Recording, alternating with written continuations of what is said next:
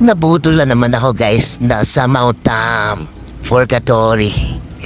Nang manatamis ang salita ng mga kasamahan dito guys. Kaya yun, napasama ulit ako at heto, for assault kami.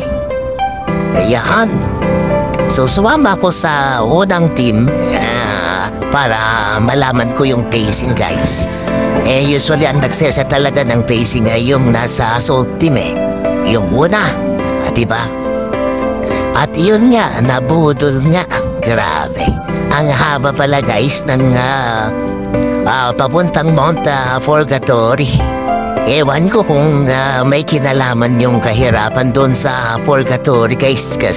Kasi sobrang hirap. Grabe ang haba. Sa pangatlo o pang-apat na bundok.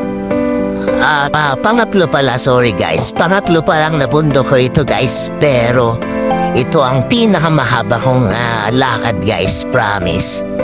Grabe. And then higit sa lahat hindi ko na nailagay dito. Pero yung pagbaba ang pinaka-dramatic at napakahirap guys. Promise. Pero yun, meron namang balik naman guys. Tingnan niyo naman ang view. Ayos dito guys, tara na.